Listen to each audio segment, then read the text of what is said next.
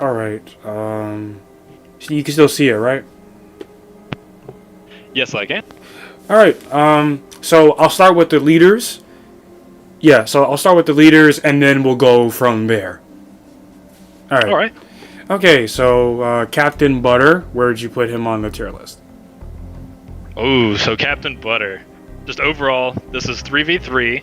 Most of the time, in 3v3s, you're going to be playing 4 maps, obviously. I would say about 5% of the time you're going to be playing Glacial, about 10% of the time you're going to be playing Flows from the Valley, and then about 1% of the time you're going to be playing Exile, and then the rest of the 97% you're going to be playing fucking 14. 14.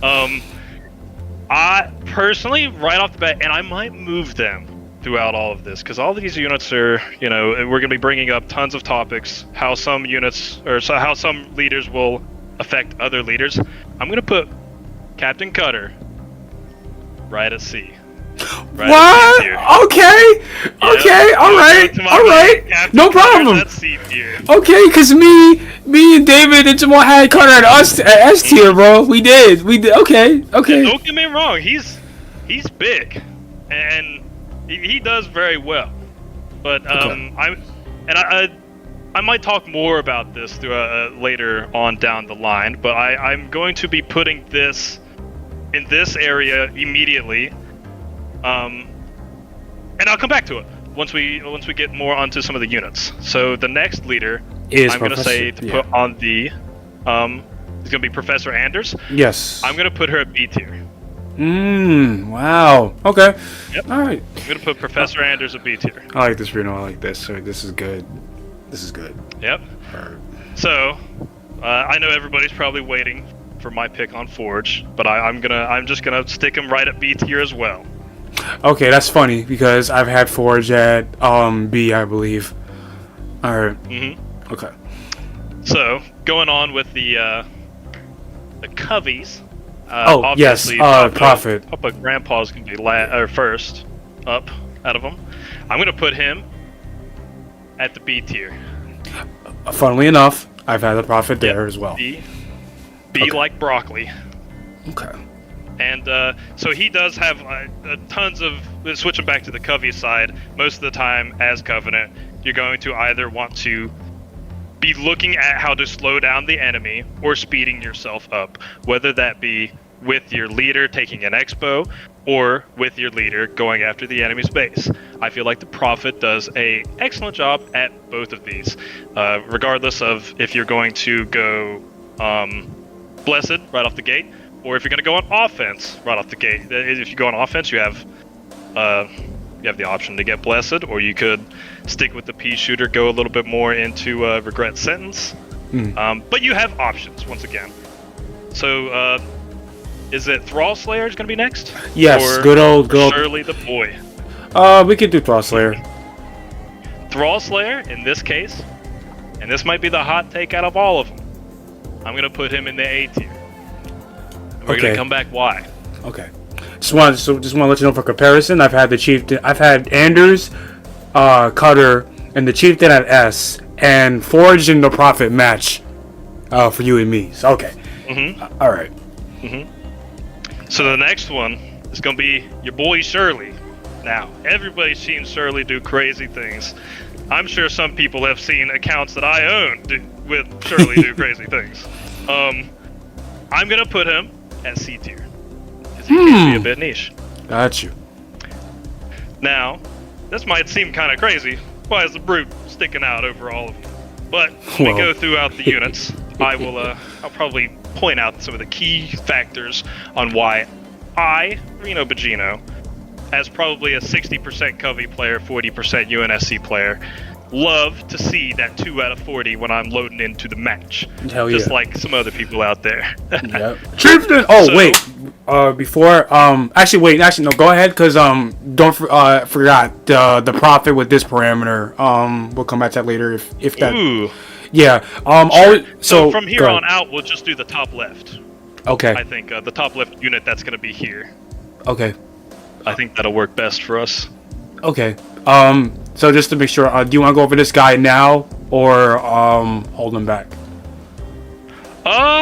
Actually, yeah. Let's do Prophet against all UNSC. So to help you out, to be very specific, so you one of two ways, late game, late game 14 and Glacial.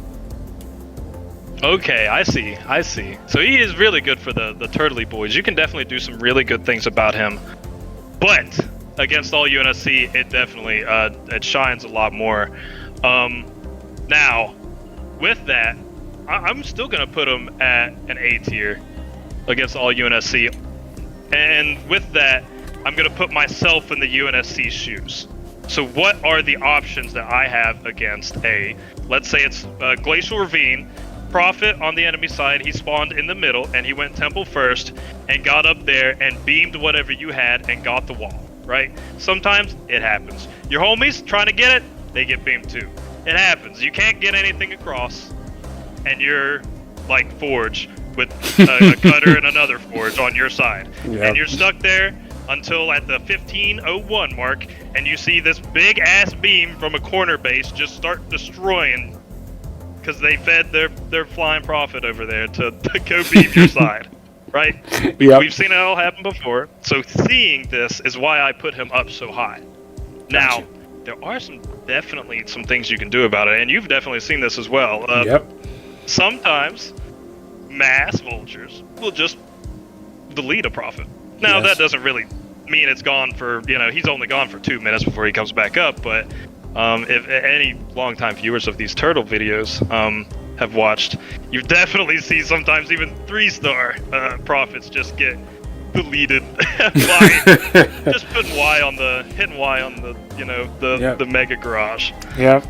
There's really, other than that, there's no other options to do. Like, sure, you can go anti-air turrets and wolves, but yeah, if you're investing in the defense against this, it's really hard to combat it because he's going to be net positive every time he comes over here and Ys you and destroys a building.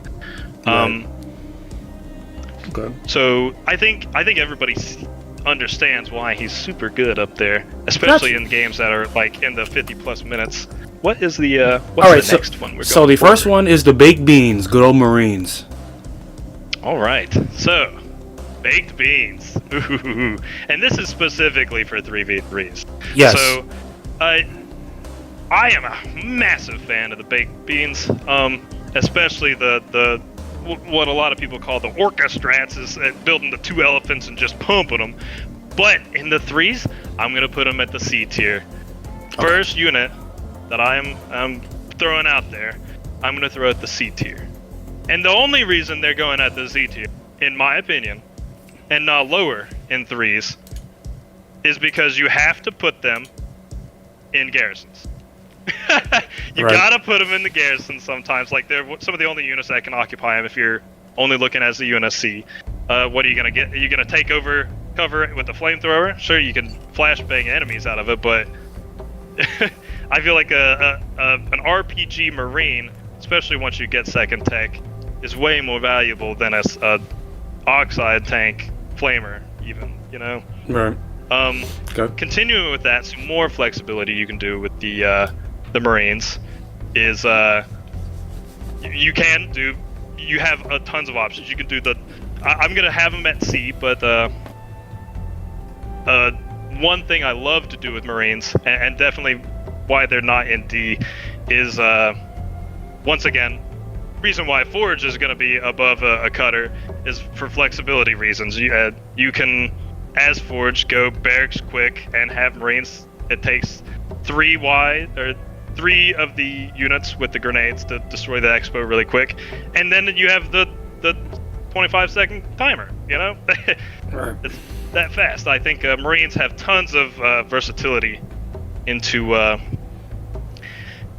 Halo Wars. Now on to the elite grunts. Oh, before I'm gonna put the real quick, Reno, I do want to interject because I believe I had the Marines in C, but there's good arguments for D tier, because my only thing for that is, of course, we're in a high-level game, for example, would you make the 3 Marines and blow up a base and take a risk, or go hogs to be safe? That's a good choice. Yeah. So in That's fine. in the high Yeah. level, definitely never going to be building Marines. That's definitely, especially if you're the only UNSC. I happen all the time. Sometimes being the only UNSC, let's say you get a cutter, you want to build Marines and get the walls on these, and then get Marines.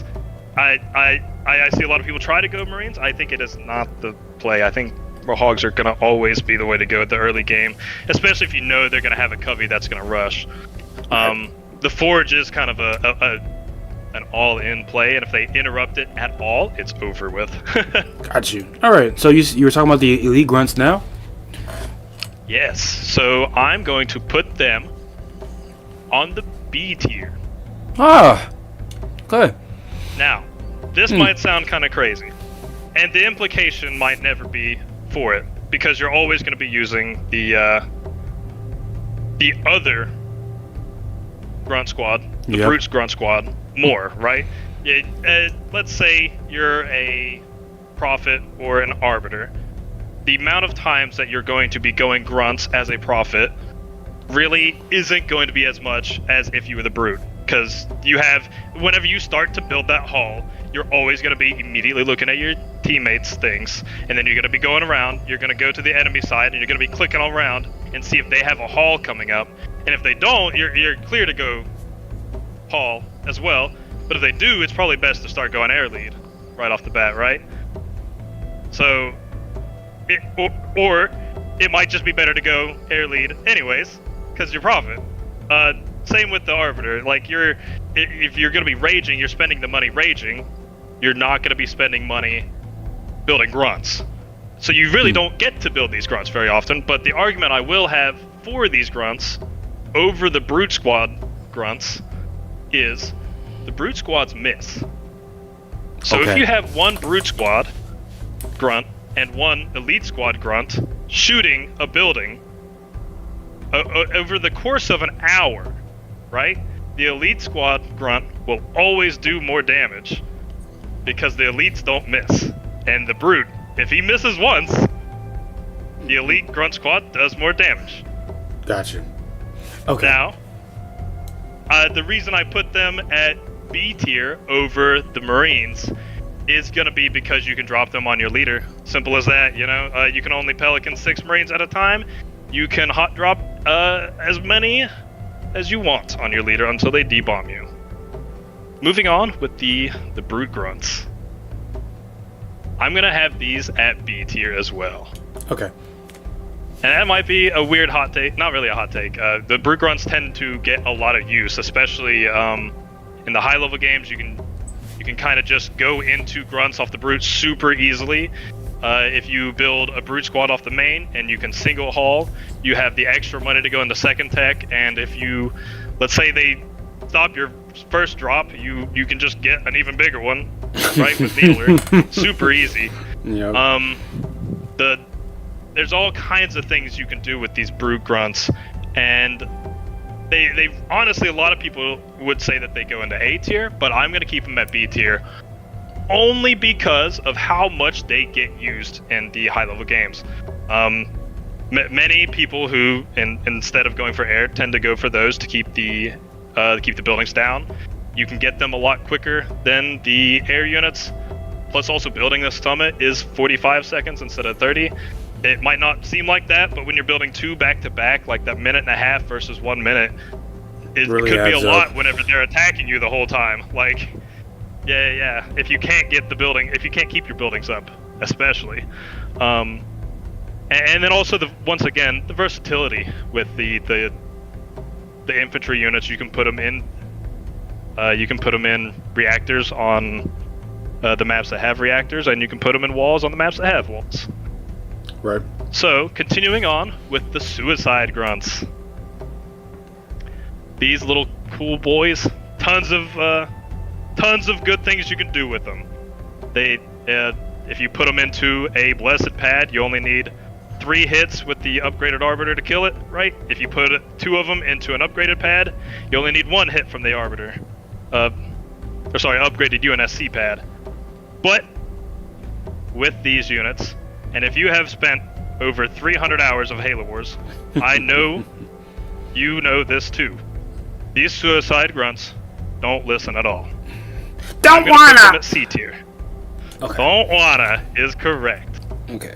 So, For reference, just real quick, not to cut. So, like, like whenever it's, I want to say for very quick reference, I originally had them at S, based off of the fact that sometimes there's a lot of games where people just fucking resign from the mere sight of them. However, taking into account, to be serious, yes, they don't like to listen. If, God forbid, you're up against a prophet and they decide to fucking stand there, that's an instant glassing beam. They're all out to fucking fight. I completely agree. Them coming in and get beamed, 100%. Yeah. They splash into extra buildings if you hit one that's too close to another. They splash into units and split their damage. There are tons of downsides with the grunts that I think of. I think they are super effective, and especially in turtle games, let's say 3v3 turtle games, in the game, like if you have an arbiter that goes all sweet grunts and he's invisible and they're upgraded, that'll just kill a base. Yeah, that's pretty scary. Yeah, well, I definitely want your take on the Turtle Breaker 3v3 side, because that's my first video for tier list. But anyway, definitely good point. I've had them up there for Turtle Breaker. So, all right, cool.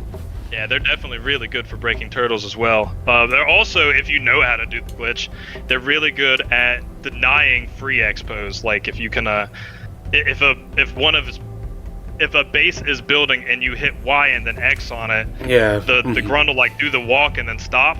But if the building continues to be built, the grunt will stay in there forever and not die. You'll have to like mac it out or do something else about it, or else the enemy will have vision there.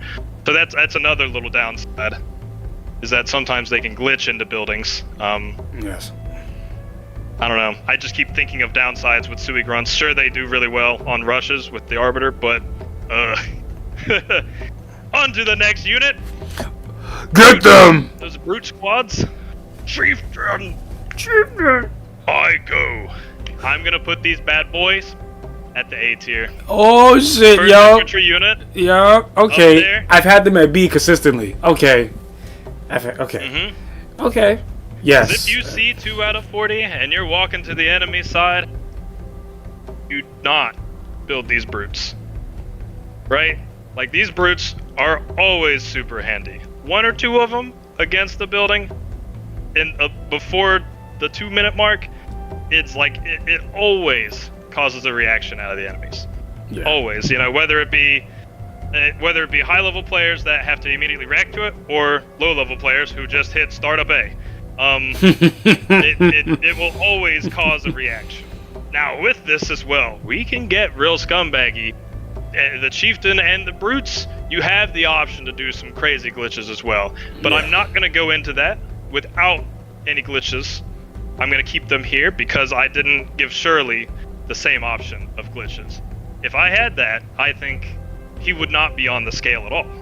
He would be somewhere beyond this list. But, it's fun. Yeah, and I did have a setting called Beyond God, hilariously enough. So we'll definitely come back to that later. All right. But yeah, like the best rushing strat is going to be a brute rush, right? Yep. So cannot disagree. And there's going to be a million variations of that, whether you go temple first, 2 brutes as you walk up on bad money, or, you could continue to pump brutes. You could go into a blast pad, go right into air after hitting those 2 brutes, but those 2 brutes are enough to slow the enemy down, where that 300 that you spent at the 30-second mark almost is going to be totally irrelevant by the time you switch into something else, by the time you keep pumping them. There's just so many great things you can do with the brutes. And taking the walls, I personally believe, up until the Marines get RPG, that a standard brute squad in a wall is better than a Marine in a wall. Especially once you start upgrading them. Right. Once you have the 3rd tech and jetpack. I mean, jetpack. Oh, I wasn't even thinking about jetpack either. No. That's the crazy thing. So with jetpack as well, you could take the 14 teleporter, port all your guys through to your chieftain, and then just jump them up behind an enemy's base. Like, there are so many possibilities you could do with these brutes, which is why they deserve their spot in A. So, Okay. to the Flamers. Fueled and ready. 3v3 scenario. Fueled and ready. I'll get him. Why do we gotta carry the heavy stuff? I Roast hate to be them. this way. I'm gonna put him at E tier. Good.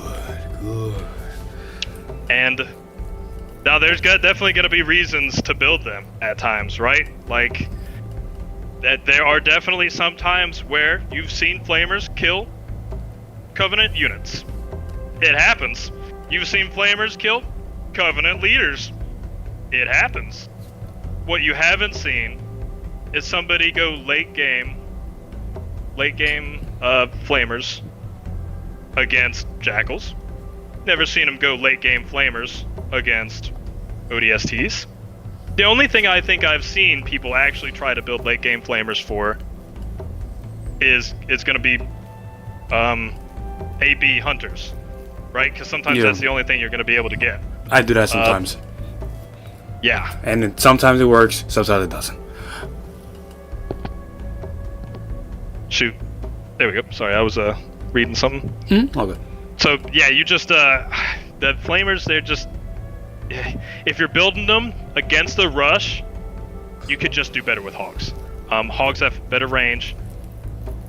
You can split Hogs a lot easier. Hogs are going to be more mobile, so they can get to the other side of your friendly base, away from the fight, whereas Flamers could get outmaneuvered by things. Flamers also get outmaneuvered by tanks. They also get outmaneuvered by the leaders. There's just so many downsides for the Flamers, and the only upside that I can think of is flashbanging things out of hooks or walls. Yeah, Okay. Yeah. that's it. Okay. Like, No problem. that's the list. Going to the honor guards. Early prepared to fight. For glory. Everybody loves to sleep on the honor guards. They can't look up. Their sword only swings once or twice. And honestly, Flamers beat them. But I know every Halo Wars player has probably built more honor guards than Flamers, especially this year. If you're still playing Halo Wars in this year, there's definitely more honor guards built in every game than Flamers across the board. Maybe not across like every player individually, because Flamers do seem like a very easy unit at the beginning. But I'm gonna put honor guards at B tier. I think honor guards are super influential, especially as a Covenant, or not as a Covenant, but as the Prophet. They combo super well on defense with the squirt gun. Three of them on offense against a Brood locks them down. Even one against an Arbiter, helping you slow it down. That's health not being hit on the Prophet. There's just so many different and great uses you can do with just going Temple Second, building an honor guard at the very beginning of the game. And this might just be me being a Russian guy, but I sometimes like to walk up to people's base with a couple honor guards, squirt gun, and regret sentence.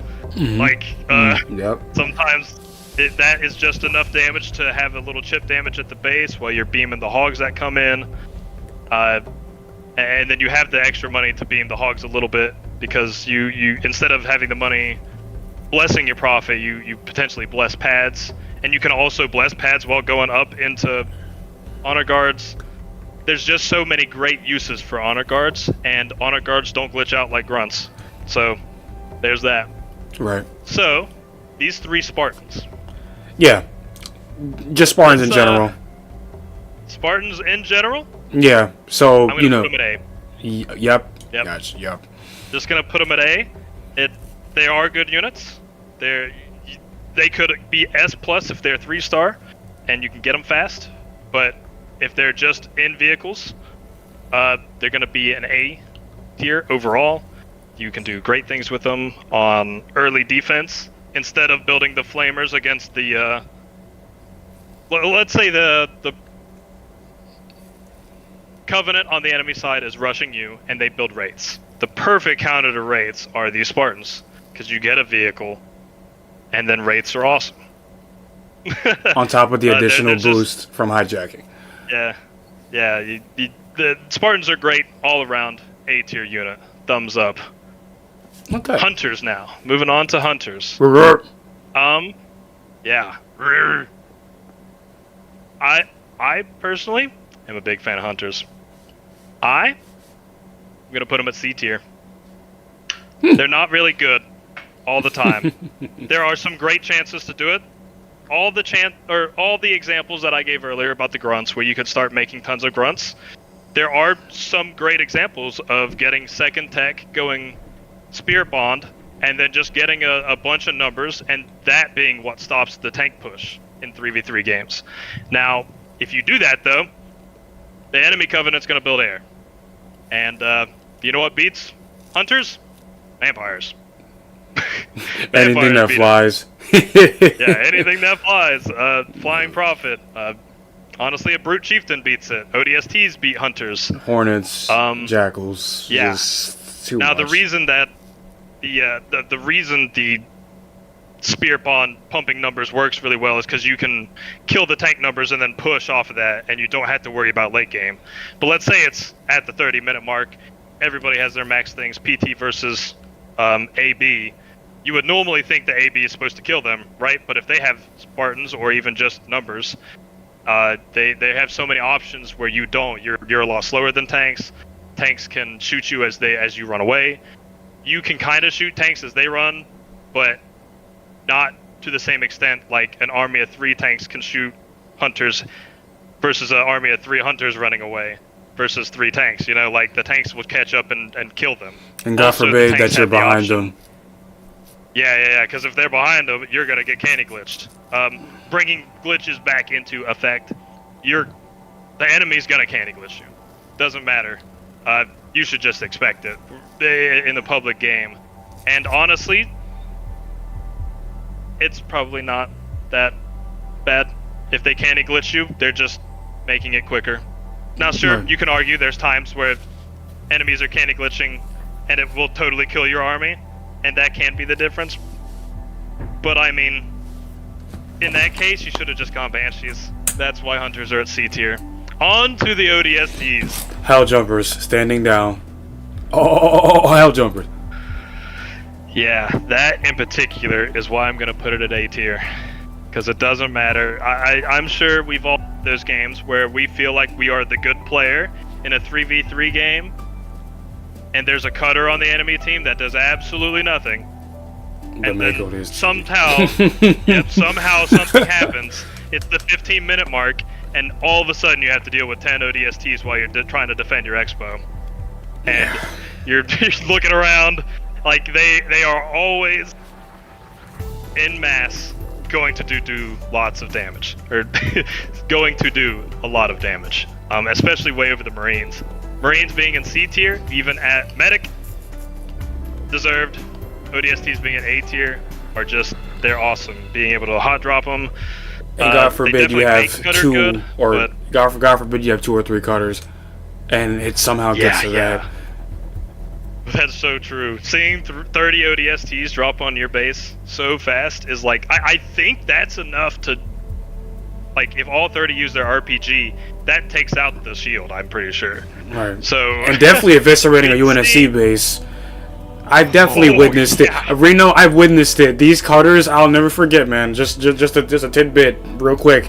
These cutters were so good that, like, they purposely left their population open by 10, and they just dropped that 10 times 3. That's 30. Game over. It's just so evil. And if everybody highlights 4 and like 4 RPGs on an upgraded pad, it'll destroy it, and then you just kill all the pads and then quad mac the base, and it's done in a blink of an eye. It's so fast. Like, it probably only takes 8 max. You probably still have 4 max to chill with. Yep. Cutters are crazy, but that's a little bit off topic, though. It's a wonderful thing about ODSTs. You tend to just get wiped out by them really quick. Not really wiped out by them really quick, but they are always a nuisance, regardless of your position in the game. If you're getting hit by ODSTs, you have to do something about them. And they're also really good at getting the walls. If you get ODSTs, it feels really good. I'm sure once you're managing the walls really well, and you're out cuttering the enemy cutter, it feels great. And once again, that's the ODSTs are an A because they make me feel great. So, yes. Up to the next unit. This is a Cyclops. Prepared, ready to break stuff. So, and this is gonna be a hot take. This is gonna be a hot take for sure. Cause your boy loves the Cyclopses. Now, so do I. I'm gonna slap them in C tier. Okay. And you know what? The more I talk about them, they might get bumped up. Because you don't build them a lot, right? And you're not meant to. Cyclopses are only a forge specific unit. And if you've built a Cyclops this month, I'm proud of you, and you're doing God's work. Continuing with that, the Cyclops itself brings a lot of versatility to it. So you being able to repair with a unit is unique to the UNSC. I'm not making that the reason it goes up, but it gives you an option. High torque joints in combo with adrenaline, and I know that's expensive. That's $1,650 in of itself, right? So, or roughly, that's not including the tech it takes to go up there, or however much you've put into Cyclopses. But that's always fun. They're really fast and they kill buildings quick, and it is an option. But my favorite option, and the reason I might put them up in the B tier, and I'm thinking about it right now, is going reactor first, forge as the meme strat, QN 6 with the pad second, and as soon as you get the sixth one, DQing it, and adding it to a Covey push. Now, it's obviously going to be best when done against either a single Covey, well, yeah, against the single Covenant, because the second Covenant could always come back and defend. And if you're doing this, you're not building Warthogs, so there's that too.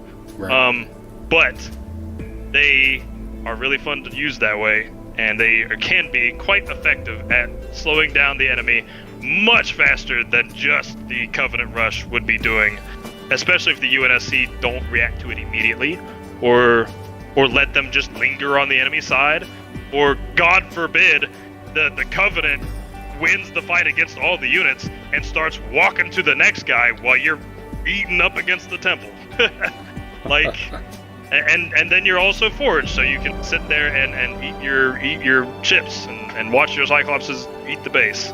In that case, I'll keep them at C tier because if you build them, you're probably going to get looked at by your teammates. And if your teammates don't resign after you're building Cyclopses out of your reactor first, that does speak for your teammates. We'll just say that. So, the willy-nilliness with the Cyclopses is going to be the reason I put them at C tier. Honorable mention from them. They're really, really good at surrounding Scarabs in combination to other units. If you have en masse, they can surround Scarabs with high torque joint, and the Scarab isn't going to be able to shoot them all unless he has friends. Now you need to be in conjunction with friends too, because the engineers and all the other X factors that could come with going up against the Scarab. But it's a great honorable mention. Okay. So to clarify, this is used for turtling, so you can still against an all UNSC. Your team is all UNSC. Your team is all UNSC.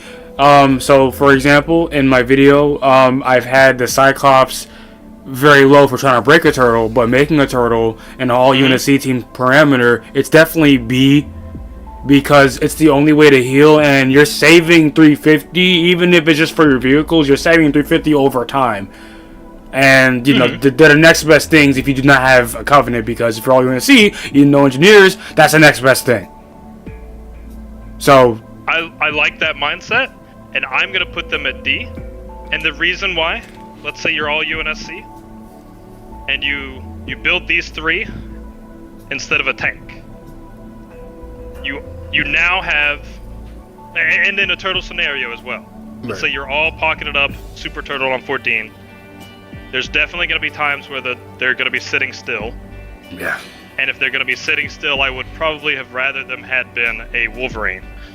Right. Now, if we're all UNSC, we all do have access to a heal. And it is unique, don't get me wrong. I'm going to keep them at D, because I don't think they're as bad as Flamers. Because I know that if I'm healing my base up against a Scarab, or even like a supply pad with some of these Cyclopses, I'm doing it with a smile on my face. Like, they are fun as hell. I love Cyclopses, and I'm always going to be for Cyclopses. But I think they're going to be at D tier, even for a turtle, just for the fact... Okay. Screw it. I'm going to put them at C, because they're fun too. Right, because my understanding for it is because, like, yes, you have a heal, but remember, the heal stops when something's shooting. And they can get D-bombed away. Granted, that is true. Granted, though, I mean, like, it's a double-edged sword because, granted, the Cyclops is not very responsive on UNSC buildings, God forbid Covenant buildings, because sometimes you have to blow up a supply pad for them to go. But if they're healing, they'll stall. They'll stall just a little bit, depending on how much you have. Yeah, unfortunately. Like, especially if like you have 3 and trying to get on 1 supply pad. 2 will get up so close to it, and then the 3rd one will have all the room in the world to sit, and just doesn't know where to sit. He'll just sit there and spin in circles, you know? Yeah, and he'll just stare at the world and wonder why the sky's he'll red. Stare at the world and then start healing the other Cyclops. Yeah, that's what we wanted him to do. Yeah, and they also, if you have all of them, and this is unfortunately a downside for Cyclops. Let's say you have an army of 20 Cyclopses, and you have them go to a specific spot. They all have to get to that spot as a unit and stop moving as a unit before they will just attack something on their own. So let's say I have a group of 20 Cyclopses walking to a point, but on this point there is a singular enemy tank. If the conglomeration of 20 Cyclopses cannot form around that point long enough to idle out from their walking and their maneuvering animation. If they don't idle out and switch from pathfinding to attack, they will not ever switch from pathfinding to attack. That one tank will sit there stationary and kill them all. And that is definitely something that I've seen people who forget about their units do a lot, and it's definitely something that, as somebody who forgets about his units every now and then, I've definitely done it in the past. So that's a downside for the Cyclops. Now, continuing on with engineers. Engineer ready. Engineer ready. For this. Oh wait, are you there? Yeah. So, in my opinion, across the board, for overall utility of the unit, personally, I put the engineer anywhere between A to S because engineers are just so good at keeping shit alive. Of course, in an actual game, on average, if there's ghosts running around, how often am I gonna get the chance to get engineers? Yes, I understand that, but if you're able to get the engineers up, it's very difficult. I mean, obviously, unless it's a cryo bomb, a Mac Blast, 1,000 vampires, but still, you have to invest a lot to wipe these things out, or else you're definitely going to live.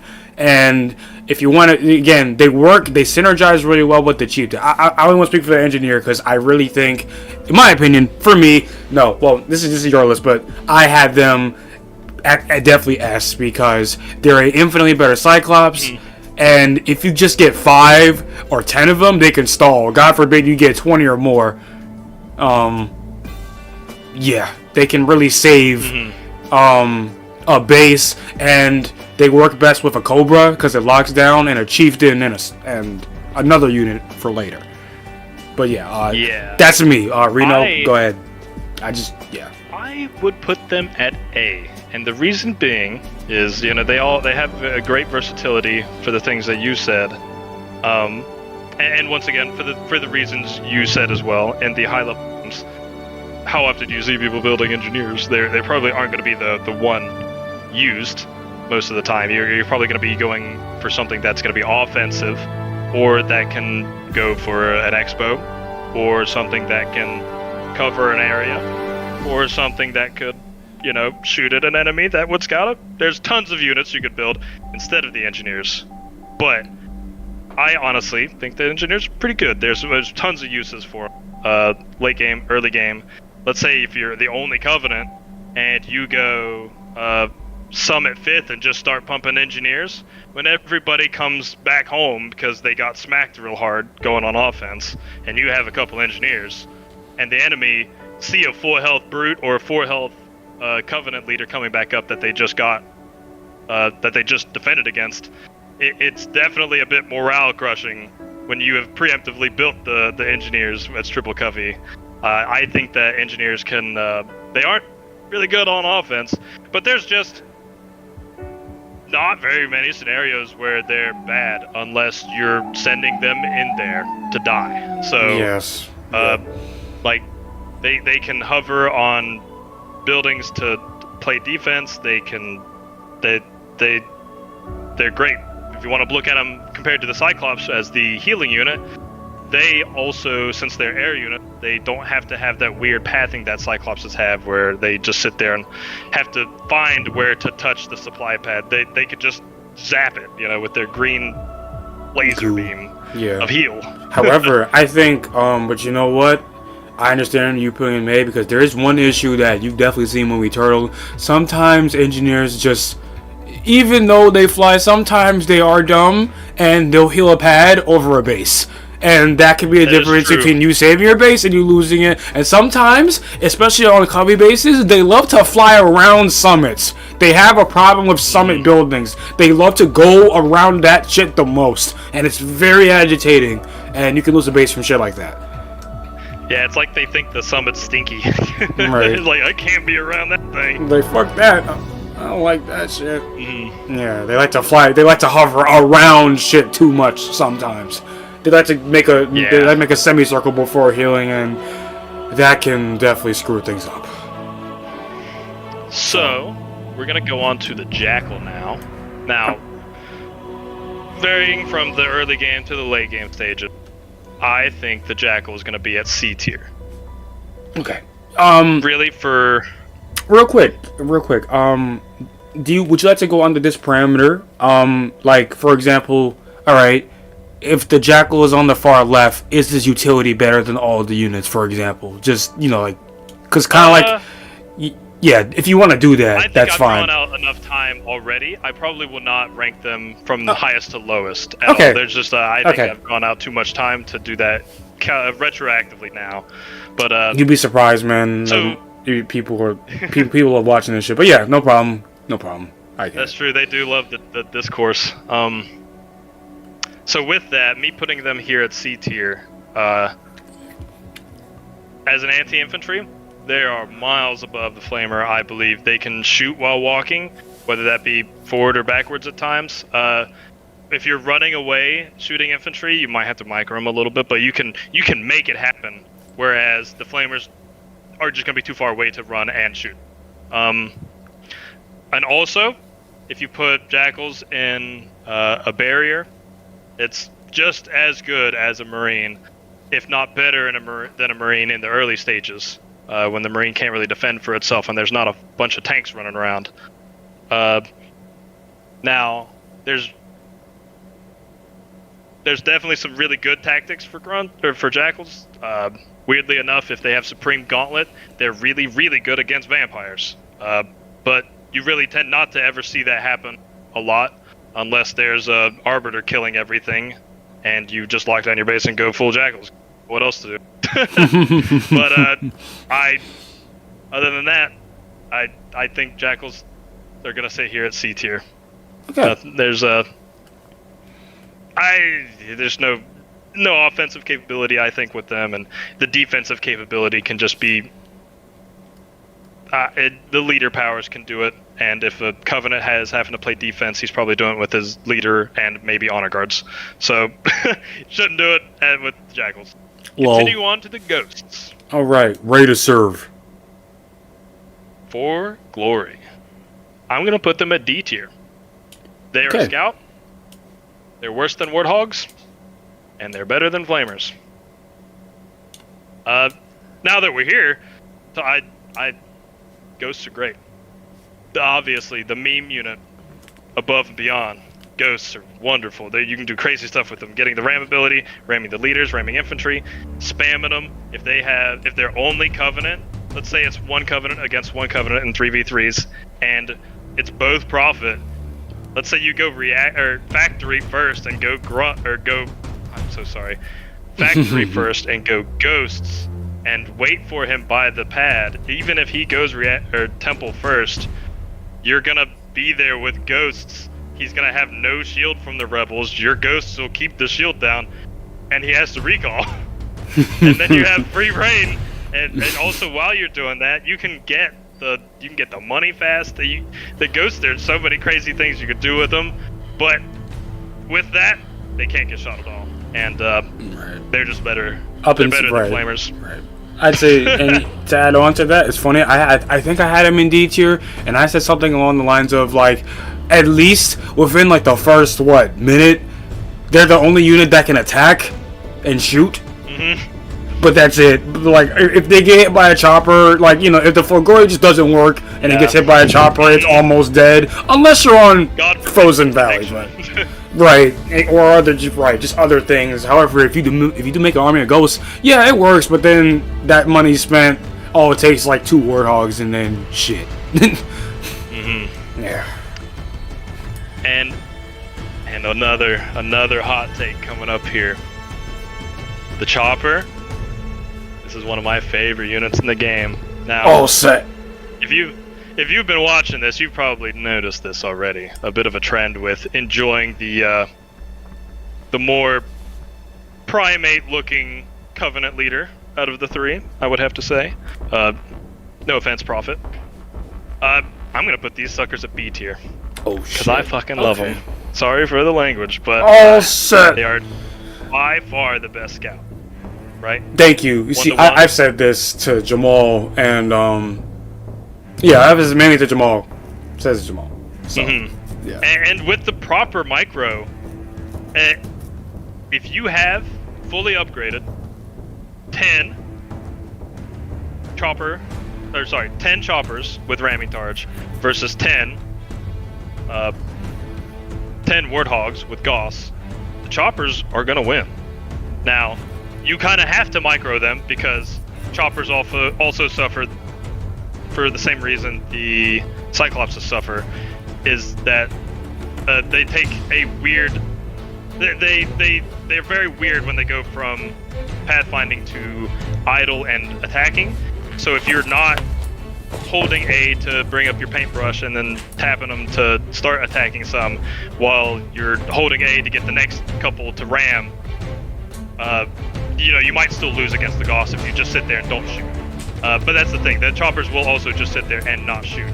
So a lot of people immediately like to write off choppers, especially because, let's say at second tech, a Grenhog is just about better than Stabilizer's chopper. Choppers are, you have to have so much numbers to counter the Warthog, but you're really never going to be building them. Honestly, they're really fun to use and they're great to use when they work out, but the scenarios are very rare. Now, I'll bring up one that is really great, but going back to a negative side with the choppers, in the beginning of the game, they ram, but that's really about it. You don't have the offensive capability to Forgory somebody, but yeah, I'm going to slap them here at the B tier.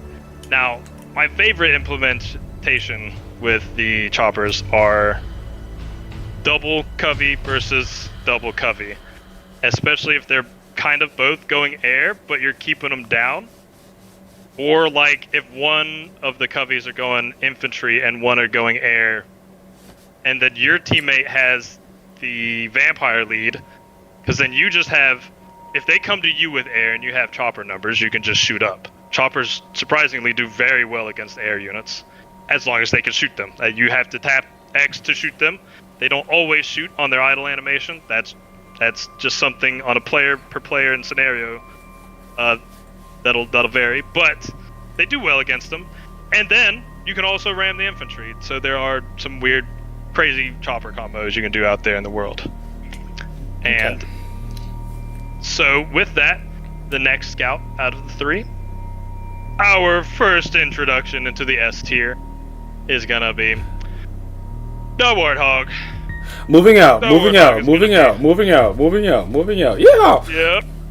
Yep. Ramming them. You get up here and shoot. Is there much to explain? Yeah, I mean, there's really not much to explain. If it would be like a rated 300 player in chess not knowing how to move his piece. If you played Halo Wars for at least 5 hours and haven't used Warthogs, like, you're always going to use Warthogs. They're going to be the best unit immediately to build as the UNSC all the time. And I personally think that the Warthogs are just the best form of defense in the beginning. It's your best option for defense, whether it's reactor, first, second, third, or fourth.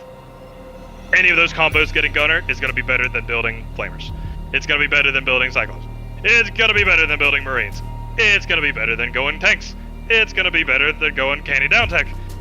There's just going to be so many great options with the hogs, especially if the covey units attack in the early game. Sorry, if the enemy's covey comes up, the hogs can be there ready to fight with gunner. Whereas if you canny down tech with a tank, you're not going to be coming up there till your homie's base is red bar. If you quick tank, you're going to be coming up there with a tank against potentially a chieftain with inheritance, right? And then if he catches a singular hog or vortexes some, you have the option to split 3 hogs and 3 hogs on one side, hit his unit from one side while this vortex is going to the other, and then going back and forth. You know, you don't really have that option with a tank. You don't really have that option with infantry. You don't really have that option going air units either at the beginning. Warthogs, S tier. All right. Now, of course, you've already explained to me earlier, but I guess for the audience, Anders Gauss, Forge Gauss, and Cutter Gauss, just for like a video, I already know where you put them, but we already know where they're all gonna go. But yeah, honestly, I'm gonna put Anders Gauss at S tier. Okay. The Forge Gauss is also gonna be at A tier. I hate to be this way, and if you're the UNSC on let's say you're in a tournament game, people are picking random UNSC, random all, and random covey on the sides, and you're the UNSC. If you get an Anders and have to go Gauss, that's great. If you get a Cutter and have to go Gauss, it's great. If you get a Forge that has to go Gauss, that's great. But in my personal scenarios, I'm going to put the Cutter Gauss on B tier, Forge Gauss at A tier, and then the Anders Gauss at S tier, simply because if you have to go that strat, the flexibility you have, as Anders, she has so much flexibility that there are very few situations that an enemy is, as long as you have the hog lead, there's very few scenarios where they can overpower you. And if they do, you can go Gremlin's tanks. Or if you are keeping them on their side for an extended period of time, you can switch into air when they finally figured out what they need to do to fight Gauss. Right. Now, with that, Forge Gauss, once again, tons of options, so many options to count. Especially the gunner down tech reactor fourth kind of wumbo jumbo stuff. You once again have all these options, or even go into air, go into tanks once you're going to Gauss, and then Cutter, he's just Cutter. Like, you've been playing him since the beta, if you're listening to this video more than likely, and if you haven't been, you've been playing him since you started playing the game, because you were always playing Cutter. Gutter's default. So there it is. Okay. On with that Gremlins. Yep. Now, this might be a hot take as well. Because don't get me wrong, Gremlins are OP. And Gremlins are the difference in tank armies. There are definitely ways to defeat them. And you might want to throw out my reasoning for this, but I think that there are an A tier unit instead of an S tier unit. Yes, I've had. Now, I agree. A lot of people would say out there that the Gremlin is the best unit in Halo Wars. But personally, there's just so many options in front of it to beat Gremlins. Now, sure, they can overwhelm you with before you can have what you need to beat them, but let's say it's a 25-minute game and you guys both have pretty much well-established units. You could beat them, let's see, as Forge. Upgraded carpet bombs are probably going to be your best situations. It hits for a very long target and it kills them. As Cutter, you have ODSTs. Dropping 2 ODSTs, holding Y on or holding A and tapping Y on one Gremlin will kill it immediately, allowing some of your tanks to come in. Now, you might have to trade some tanks while the Gremlins use their Y ability to do that, but this is an option that you have to circumvent the Gremlins. Another one, let's go to Anders. Anders can just build Gremlins herself and hit Y first, or go air units, whereas everybody else has the option to go air units as well. You don't always have the option to go air units, but it is on the table. As Covenant, you're probably building... you're probably not getting hit by Gremlins, so there's that. Honestly, even at that, they're just so influential, though. I'm going to keep them at A tier. They are 100% the difference between a tank army. If I have 6 tanks versus 6 tanks, that's pretty much an even draw. If I take a tank away and replace it with a Gremlin, that 5 tank army versus the 6 tank army now will win because they're stunned. Even if it's just for a second. Maybe not if it's without chain amp, but if they have chain amp, the 5 tank is going to win every time. Chain amp just takes out so much DPM. It's super good. And that, with that said, not to mention, I'm going to have I would like to say also, not to mention that I think chain amp can stun anywhere between 3 to 4, depending. Yeah. So then multiply that by 2 or 3 Gremlins, and you kind of just stun the entire fucking army. Exactly. And if you have 2 more waiting in the backfield, you can stun that army again. Right. Now, with that, Yes. that's the reason a lot of people say it's S tier. But if they're doing that to you, and they're stunning your army of 6 tanks with full Gremlins, you haven't been scouting. If you're getting bamboozled by 20 Gremlins, kind of on you, Right. I don't know, especially if he's opening with it and you're opening with tanks and then just getting bamboozled by him. I don't know. Like, there's so many ways to prevent that, but if you aren't proactive in preventing it, it can get out of hand very quickly. But with that, Gremlins, all UNSC. Do you care to explain that? Yes, all UNSC game, as in your team is UNSC and their team is UNSC. In general, no specific, like, the enemy team could be all Forge, and you could be, Anders, so shit like that. Like there's no Covenant to because to further elaborate, again, I originally had the Gremlin at S tier, but then wait a minute, with all the things you've said, Reno, I thought about it, and I'm like, they're definitely A tier. They're very influential because, to me, if there's an enemy Covenant around, or if there's 2 enemy Covenant around, great, you're stunning that UNSC guy, but there could be a Arbiter running around, a Chieftain running around, a Prophet to cleanse the shit down, whereas if it's all UNSC... There's a lot of things. Right. However, if it's all UNSC and let's say that the combo is unfavorable, like double Forge, it go either way, but generally speaking, they're all the same faction. Your team and the enemy team. True, and this definitely does have a lot of variables behind it. Right. If I am, and let's say in a perfect scenario, right?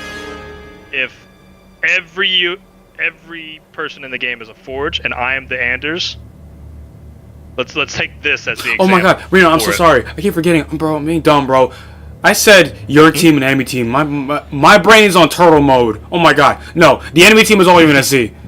Excuse me. The enemy team is all UNSC. Team all UNSC too? Yeah, that's what I meant to say. The enemy team is all UNSC. Okay. Yeah, that's what I was trying to do. Something. It was nagging at me. I just yes. Just two. Okay. Yeah. So then you could be Anders. You have a UNSC teammate, and your allies a Prophet, or or Covenant. The enemy team is all UNSC. That's what I meant to say. Yeah, I should change the text. USC enemy team or something. Yeah. Okay, but yeah, sorry. I'm gonna make it even lower. Even lower with that in mind.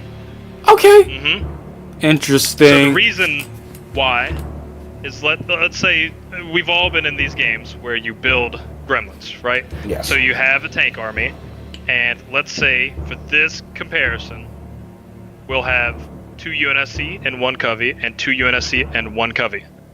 With this, you tend to have a ground war with an air fight going on. Now there's tons of different intervals where the second UNSC could go air as well, but for this example, let's do double ground and air, both sides. And in this scenario, with chain amp, that's awesome, because if you're the only Anders with chain amp, that is great, because you can just sway the ground fight for you, especially if it's 2 UNSC ground versus 2 UNSC ground, and then you have an Anders. That's awesome, and the ground fight is there. Everything is going to be on the ground fight. Let's say I'm an Anders versus a team of all UNSC. Let's say all Forges, just to make it plain and simple. I feel like it doesn't really matter what my team comp is, whether it's 1 Covenant or 2 Covenant. If I am opting to go Gremlins, it against all UNSC. So let's say I have 1 Covenant. The enemy's triple UNSC's combo is going to either be tanks and Gauss, or tanks, Gauss, and Hornets. Normally, against any type of against Covenant, you're not going to be building infantry to defend, and you're not going to be building infantry to go on an expo. So with these combos, let's say the triple UNSC, and when you've gone triple UNSC and you've played triple UNSC games, I'm sure the most common thing you see is some form of double Gauss tank or double tank Gauss. Yes. And in which case, even if you have chain amplifier, or at even worst case scenario, when the enemy gets Canny and Gauss, and you don't have anything chain amp, right? Let's say you either just got chain amp and don't have numbers, right, or have numbers and no chain amp, or even have numbers and chain amp. I feel like it's just too much to deal with, especially because your teammates have to be the ground fight as well. Now, sure, you can have tank and gremlin stop it too, but I feel like the gremlins should just, especially if there's a Gauss army you're fighting against, the gremlins just like, if the Gauss are there fighting with the gremlins, it's too much for the gremlins to handle. Sure, you can make it to where you only engage the ground fight and use the gremlins in a great scenario, but in that point you're doing just as well as the not all UNSC enemy team game.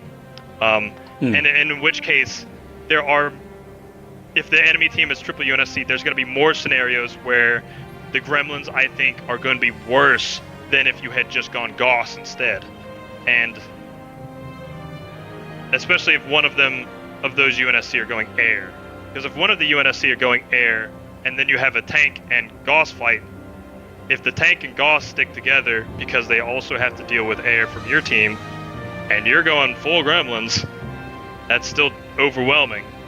And if you have, let's say, Canny and Gremlin no fourth tech yet, if they have Canny and Goss, and you're alone, you're also going to be losing that fight. The gremlins aren't going to be the difference. But also, once again, tanks and Goss also wouldn't be the difference there. It's all situational, but I personally think, in my head, all the situations that I've come across, if I am against all UNSC, it does feel good to go gremlins, because that's like the first thing you think of is like, yes, I can go gremlins. They all have to go tanks. But then they all have tanks, and you just can't stop them all. Right. I found that scenario happening to me a lot more than stunning everybody. But also, I've had those moments where I've stunned everybody too. So, which is why it's in B tier. It's definitely a very good unit. I feel like it is less because of it's all UNSC, though, personally, in my opinion. Now, if they all go tanks, that's on them. And you're building gremlins, that's on them. Right? Right. Continuing with that, the elephant. Elephant, ready to go. Right away. I'm going to put it a C tier. And this is kind of crazy because I think the worst strat in the game you could potentially do is elephant first. Now, I've seen people make elephant first work. Like, if you go, let's say it's triple. I almost contradicted myself earlier where I said it's triple covey and they're coming on your side, and then you build an elephant and put it between two of your turrets, like your friendly's turrets. Yeah. That can sometimes be a good scenario, and that I've seen that work with flamers. But I also, once again, just feel like hogs are going to be better in that scenario. Now, with that comes not just 14 games, but now let's look on Frozen Valley games. If you are a cutter, the opposite side of your reactor, the best option you have to get theirs is either Barracks and Pelican them before they get in, or start building your elephant and go take it with flamers. Once again, flamers being the worst unit, not always a good option and super risky, but it is an option. Also with that, let's say the game's a bit later,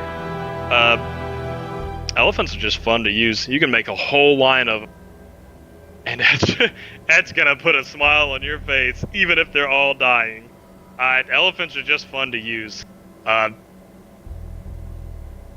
And on top of that, they go into a unit that I think I see later on, but we will keep that for later. Yes, sir. All right. Continuing with that, is this a Wolverine? Yes, it is. Ooh, the Dual launcher. Yeah, the dual launcher version. And actually, I don't know. It almost looks like a Halo Reach rocket hog. Yeah, but yeah, it's like the silhouette almost looks like it. Yes, it does. Now I think about it. Now I'm looking at it. Yeah. Sorry, the image is like cropped off because it doesn't take. It depends on the size, but yeah. It only likes what it wants to show. Yep. With that, I think Wolverines are super good. I'm gonna put them at B tier. Wolverines are. So you don't tend to have to make them a lot, right? Especially in the high level games. You might have to build one or two to like stabilize your team not having any air to like keep their air on their side. But if you might just have to build one or two to kind of have air superiority for the moment. But I still think they're super good. The volley ability is great. With the volley ability, you can use it. You can use the Y ability on anything, whether it be a building, infantry, a unit, and infantry unit in the barricade. You can use it over impassable terrain. A good example would be the up the wall on 14. You could hit Y and you can volley that. Volley is actually really good too. If you have 3 volleys, that's like upgraded supply pad almost dead. with that, they can Volley glitch if you can do it right. Yeah, you I've can done it volley a few glitch, yeah. times. You can volley glitch infantry as well. Like if you can, if they all die. Oh wait, no, you can volley glitch frozen buildings, I believe. That is when it doesn't update itself, and sometimes on infantry, but it's not as consistent. Not as consistent, but it can definitely still happen. But yeah, yeah, agreed. I have no qualms. It is super good. I had the Wolverines in A tier for my list. Yeah, they're just super good. Now, if you go all Wolverines, you're gonna get beat by tanks, and if it's double UNSC versus double UNSC, and you're building more than 4 Wolverines for yourself, you're kind of putting yourself at a disadvantage because that's not tanks you're gonna have in the fight, or that's not tanks that are gonna be on defense when they need to be. And if their APOP is populated by tanks, and your Wolverines are sitting at home while you have the air lead on their side of the map, they're not really doing anything. But they have so much versatility, and dual launcher's a wonderful upgrade. Once you get it, you keep Banshees away from your tanks, as long as you keep them with tanks. Once again, though, and this goes for many of the units in this list, I'm just thinking of it right now. Wolverine is such a great supporting unit. It is super good at being around other units. Right. Which makes it a good unit. You never find one unit versus one unit in the battlefield. So the Wolverine being such a great supportive unit is what puts it in the B tier for me. So continuing on with that, I'm gonna go to the Scorpion. Scorpion, fueled and ready. Rolling out. Another hot take for people. I think the Scorpion goes in the A tier. Okay. Scorpions are tanks. Tanks are ground fights. And there's very few Halo Wars games that happen where a Scorpion tank is not built. And I could probably only say about 5. And 3 of those might have been instant resigns. And now those numbers are very, very small and definitely out of skew. But, you know, you get the gist. People build tanks. If there's a human player on the team, I bet they're thinking about building tanks. Or warthogs, one of the two, right? And that's really that. If you don't know what else comes with tanks, buy Halo Wars or get the Game Pass and play Halo Wars. It's a wonderful game. Hashtag not an ad. This is not an advertisement. Moving on to Wraiths. Wraith, fueled up. Going forward. I like on Wraiths. the target. Me too. I think Wraiths are some of my favorite units, honestly. I'm going to put them in C tier, though, because there are so many downsides to Wraiths. Wraiths perform very, very well in the scenarios that are optimized for it. Now, with that being said, they're great against Gauss. So probably one of the best units you can have against Gauss, especially because if you are proactive and notice that they're getting Gauss, and you're able to get the shield upgrade and the flame mortar upgrade. Scorch. I'm talking, yes, the Scorch ability and the Forerunner shield ability. Yes, that honestly, if you have the option of one or the other, I would normally say Forerunner shield and learn how to micro your Wraith. If he starts to lose his shield, get him out of there, and then in 20 seconds get him back, and he'll be full shield again. Especially with Forerunner shield. Now, Wraiths on their own aren't going to stop Gauss though. I hate to be that way, but the Wraiths need shields. The Wraiths also need to be around the base. So if the Gauss are coming on your side of the map and you have to defend it with Wraiths, it's probably best for the Gauss to come in and start shooting the base, and then the Wraiths. So that way your Wraiths spread this damage. What Wraiths are super good for is spreading damage across their shield, and if the shield starts to go low, you can fall back and bring them up. If you're awesome and don't lose any Wraiths, they're going to lose a lot of Hogs, and you're not going to lose any Wraiths. So the counter side to that, though, is if they have an Arbiter on their team, on the enemy team, and if he asks for, like, a click or two, your entire Wraith army could be gone in an instant. Just depending on an Arbiter. Wraith armies get countered by Arbiters and Banshees pretty much. You can out-tank tanks, but it's not going to happen very much. And you have to be kind of putting the fight on him and taking out his depot while you're still pumping. The only way to beat tanks is going to be having massive numbers and also keeping your shields high. If you overwhelm them and they can't take out your numbers, if they can't take out your shield and take out a unit before the shield goes down, the Wraiths can do really well. But with that, they're also slow. If you local unit 3 or 4 of them, their pathing together is really, really bad. I always recommend, if you're going to be moving Wraiths, give however many you want a general idea where they go, and then A button after that on each individual one of them, unless you want all of them to get out of the studio. They are. If you tell 2 of them to go back, one will want to fight, and then the one that will lose its shield and die, and then the other one that's tied to the one who's stuck fighting will now also just sit there and die. You kind of have to. I don't know. If you play in Halo Wars, play a lot with Wraiths, you probably know what I mean. But they can be cool. They can be great. Once again, though, if you are going into Wraiths and they have things to counter Wraiths, and there's lots of things to counter Wraiths, it's a big money sink, and you could be left with your pants down very quickly. So with that, I'm gonna finalize them here at the C tier. All right. Now, on to the next, the Cobra. Raider for you. There's some people out there who think Cobras are meta. I am definitely not one of them. Agreed. You can make Cobras work, probably not all the time. Cobras are cool to build, definitely in Turtles, probably the best in Turtles.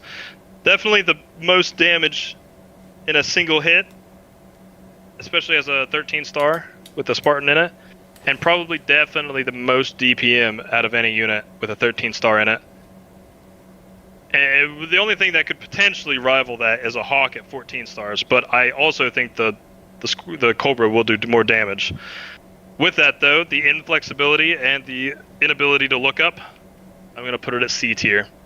It can sway tank fights if you're pulling back.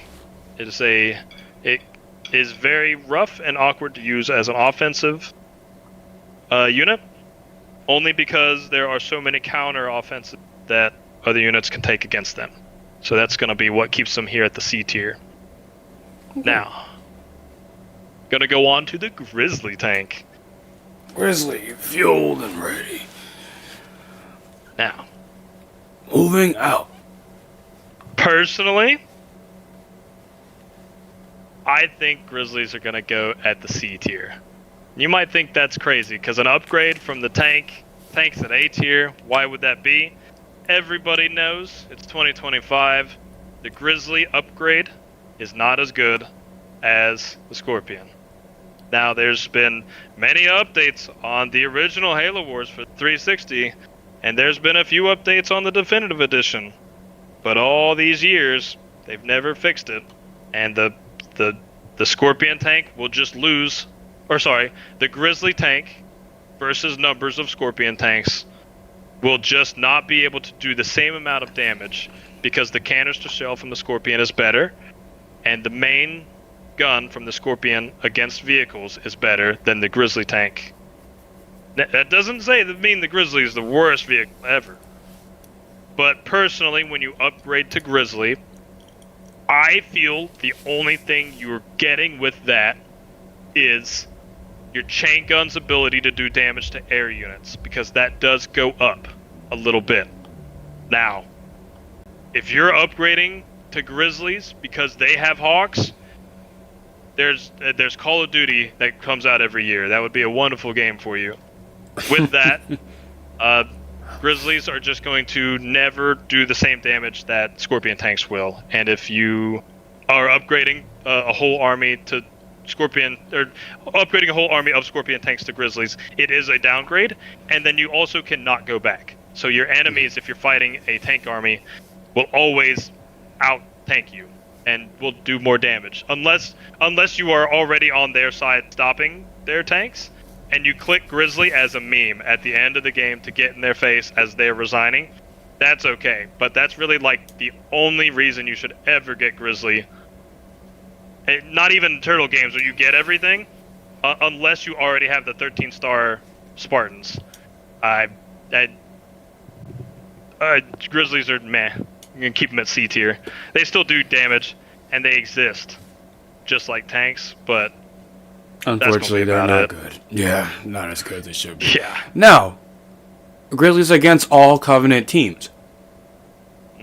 So here, I'm going to put them a B. So this is the reason that there's going to be the 3 spread here. Is because the tank going to be at the best. B tier is going to be Grizzly against all Covey.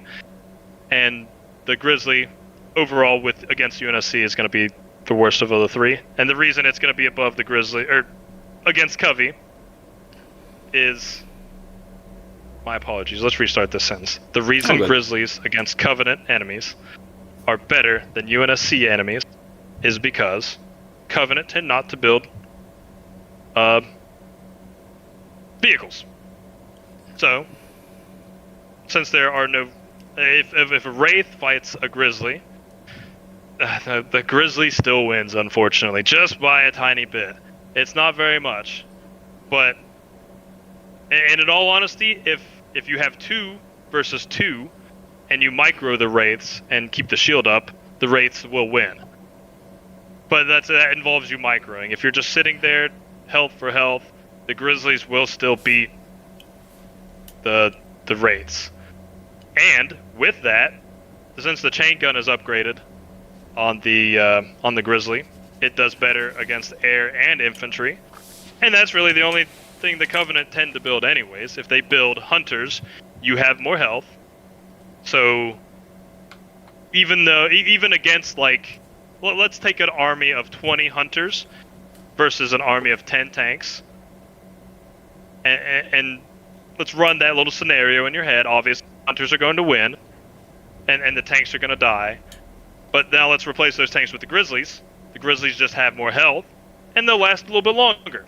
Now, the hunters are still going to win, but if you guys are supporting each other with teammates and keeping your tanks alive as much as you can, the Grizzlies might outperform against the hunters. They shoot the main gun a little bit faster. That really might be about it, though. You have better chain gun damage.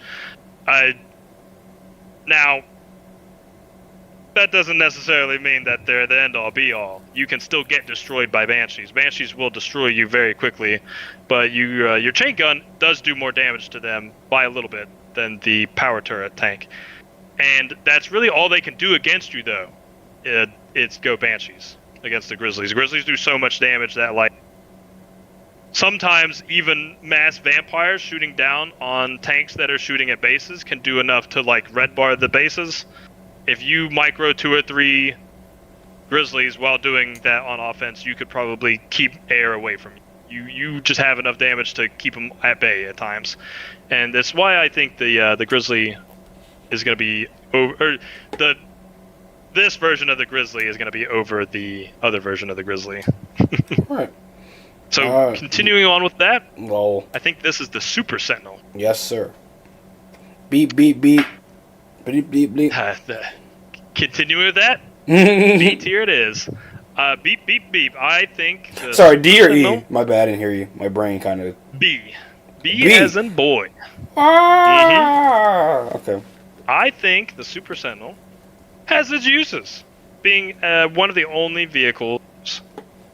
Or, sorry, as one of the only units in the game to be able to stun infantry is a massive advantage. Now, well, maybe not an advantage. It would hard to find a scenario actually where that would be an advantage, but it is very unique and it opens up options. So, let's take an example where you have 2 tanks versus 2 tanks now, and you're fighting for the mid of actually can't do that. Let's say we're on Glacial Ravine, and I just pelican my 3 tanks across to their side Sentinel thing, and I get an upgraded Sentinel, and I get attacked by 3 tanks. I now have a mini gremlin with me. This mini gremlin in the air does slow down vehicles. It would also slow down hunters.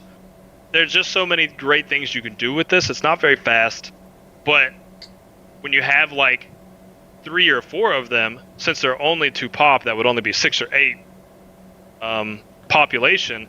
If you have a wall of 6 tanks pushing a ball of 6 tanks, but you're also supported by the Super Sentinels, you're at that point you're just way better. You're going to be doing much more DPS. You're probably micro your cannies where you can hit the full health tanks really quick, and then, the tanks not getting stunned, and then the tanks getting stunned will just get stunned again here pretty soon. Or you could opt to, with your Sentinels, stun all 1 tank, so that's 1 tank out of the equation the whole time, as long as they stagger the right way.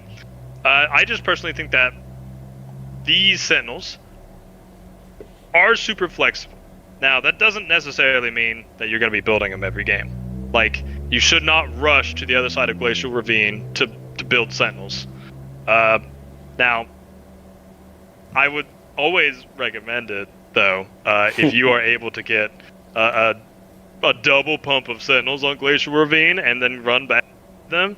It's a good laugh. But you're not always going to be building them, but this version of the Sentinel I think is going to be my favorite and deserves a spot at B tier for its utility in combo with tanks and potentially even Wolverines as well.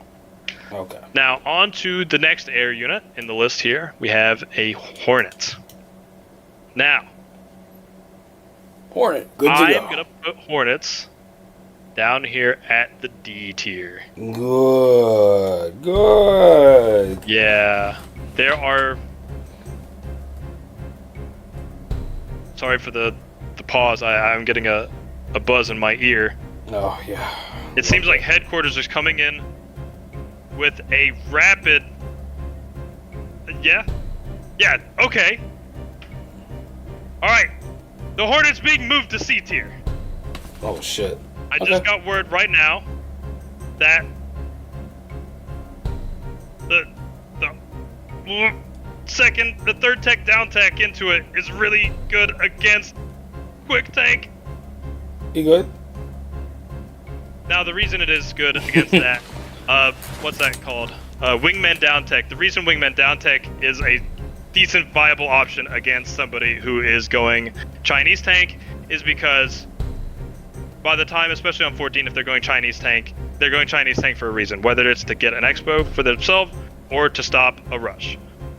So if they're doing that, you're going to be able to outproduce them faster than they can recover from their Chinese tank getting that quick tank out. You can just do it a little bit quicker. Now that might be one of the only scenarios. Now, maybe against a Brute sometimes if you know he's not going to go into air, but then he has the option to go into air. If you're Anders, it's gonna be on the ballpark. But if you're an Anders that only builds Hawks and don't go Hogs or offense or tanks or Gremlins, you know.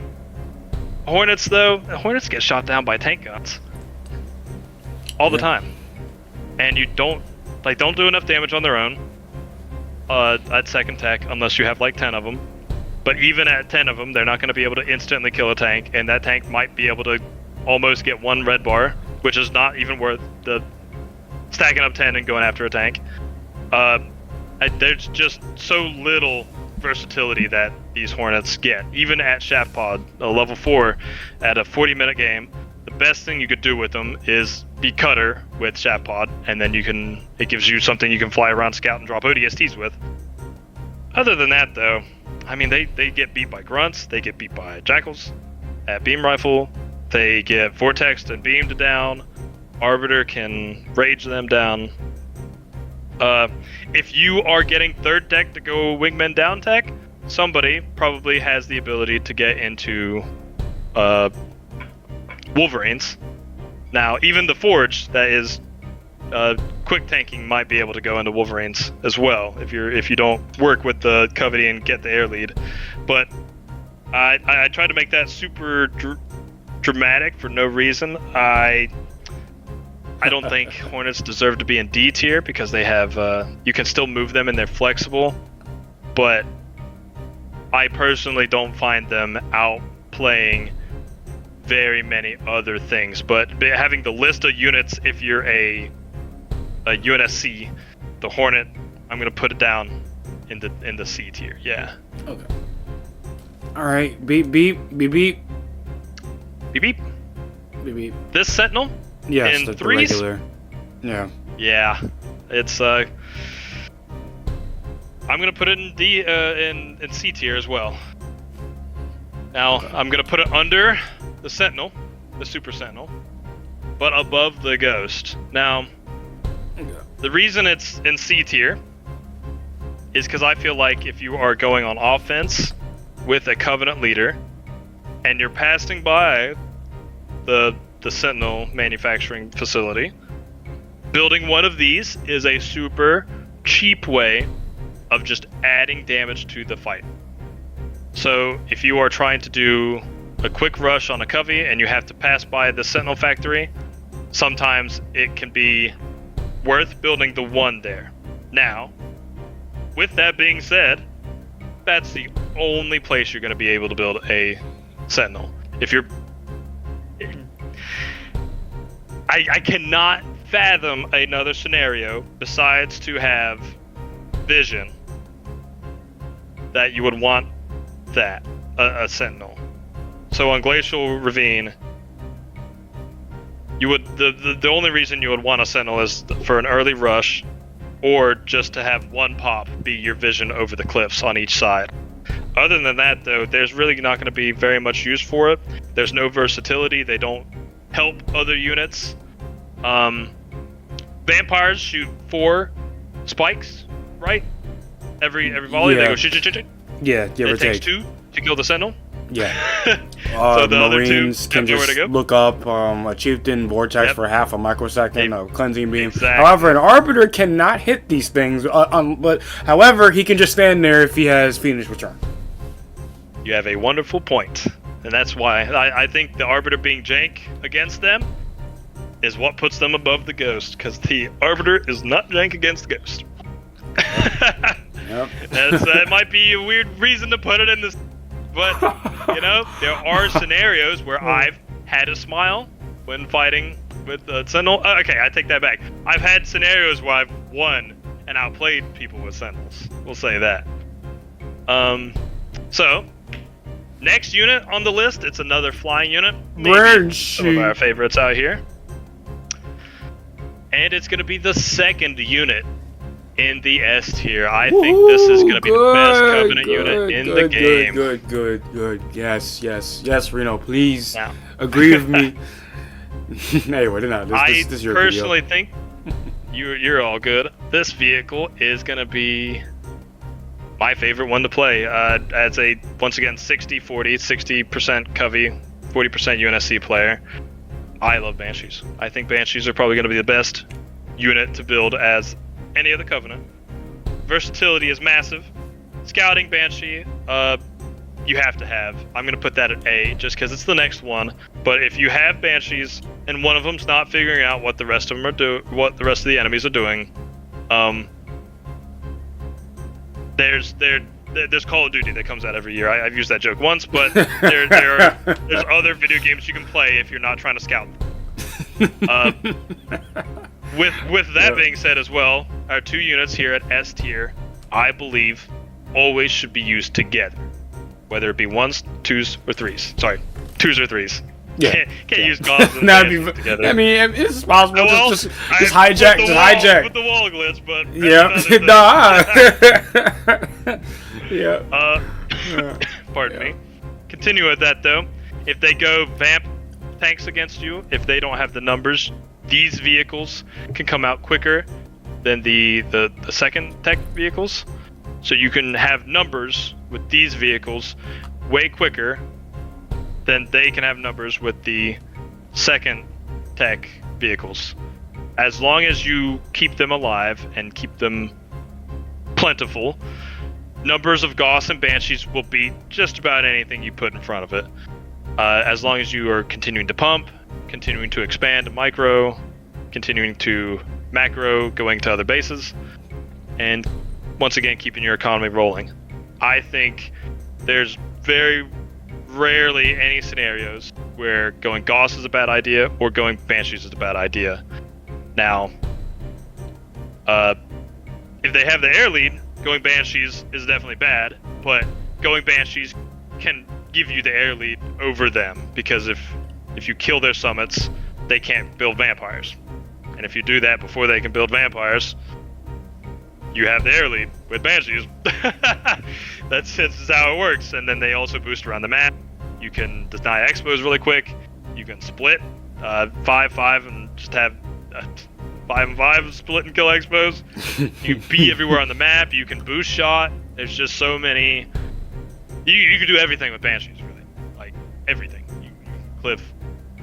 You can cliff arbiters. You can kill cliff scarabs. You can sacrifice into scarabs. I personally think it's the best unit for killing scarabs because of the sacrifice and how much damage the Banshee Bomb does. But that is going to be the reason it goes into S tier. It's just nothing in the Covenant's arsenal is better than it. Now, with that being said, we're going to go to the Hawk. Now, Hawk, research. Hawk is just a direct upgrade from the Hornet. Limited to Anders, so right off the bat, you're only a 1/6 chance of being able to build this unit with random all. I think I'll put it into B tier for that. There are many scenarios where Hawks win games, especially late game. Switching to Hawk will just win the game. But there are also so many scenarios where you can just beat that, whether it be a couple engineers and anti-air turrets. Sorry, not anti-air turrets, but anti-air Wolverines. Any type of units really shooting at the Hawks. If the Hawks are shooting at the buildings, Hawks aren't doing damage to the units. With that being said, though, Hawks are really good at killing units, and they can win you the game sometimes. Oh, and that's why I'm going to also, put them Reno, in B tier. do not forget that they're also pretty good at their counters. Pretty decent, depending on the situation. They're very good against Wolverines, arguably enough, if you just don't run away too much. And the vampires are not stasising. They kind of... Yep, and another thing with the vampires... with that being said, and I'm actually going to opt this in and move Hawks up. I'm going to move Hawks up to A. And I almost forgot. What's her wonderful name herself, Anders, can have the wonderful ability to freeze stuff as well. And freezing in combination with the Hawks is going to be the best scenarios. This is going to be what defeats the anti-air army. The only thing that can really stop an entire army of Hawks is going to be preparation, obviously, engineers, and vampires. Some form of vampires will have to be there to stop Hawks. And if the Anders freezes all the Hawks, that's it. Like, then they can just swoop in and kill them with the Hawks. Right. My apologies. If the Anders freezes all the vampires, that leaves the Hawks open to come in and clean up sauce. Yep. With that being said, vampires, I'm going to have them at A tier as well. Now, the reason they're at A tier... I take that back. I'm actually gonna bump them back down to B tier, merely Hawks? because. Or the no. Sorry, vampires. Vampires. Got it. Okay. Yep. So vampires will win you games, but with many of these units here in this entire list, I have given them all the options of their flexibility, and then I use. Pardon me. Oh, good. I use vampires a lot. So I immediately put them at A tier. I love mixing them in a few, so that way I can continue my air lead while they're pumping vampires, while I have banshees. But there are definitely times vampires lose. Vampires get shredded by jackals if they're fully upgraded. They also can get raged down pretty easily, swaying the tides of the air war. They're also not super good against going on offense and having to be the damage dealer. let's say your team is just totally getting bamboozled from the tank battle, and you can only build vampires because they have the air lead with vamps, right? So you're trying to out-vamp them. Your really only option is to lock down and get more. And you can't even, like... There are times for you to exist over the tanks and cause the tank fight to... Like, the tanks to look up at air. But if the enemy has the air lead, you can't really do that, or else you'll lose your vampires. With that being said, though, if you have more vampires than the enemy team, that's great. You tend to build a lot of vampires as a Covenant if you are a little bit behind on the air numbers and need to stop their air superiority. And in which case as well, this is going to be the best unit for that. And a second ago, I said the Banshee is going to be the best air unit that the Covenant can build. And it's funny saying that, and the Vampire is what beats the Banshee. Right. But I'm going to keep the Vampire B tier. Okay. Now, on to the next one. It's going to be our last. Before, I do want to interject real quick, because interestingly enough, right? So you have the Banshee in the same tier I have it. I had the Vampire between A to S because, strangely enough, for my experience, just to add some flair here, in my experience, funnily enough, yes, it's weird. They're not good at dealing damage, and they are good at doing damage at the same time, because if you win the air war, you can kind of just, something that I'm starting to do more lately is just go to the Covenant base and just hover over his base. And he cannot build air. He has to lock it down. And even if he unlocks it, the vampires are going to they're going to come out single file as a ball, which means 3 vampires facing it will kind of get the entire fucking squad of however many is built. And they're very good at knocking down Covenant expansion bases. If you have a full population of them and you have the air pretty well. Yeah, if you have the numbers. Yeah, if you have the numbers, and for some strange reason, having 2 full pops of vamps can kill a scarab, which we very fucking weird.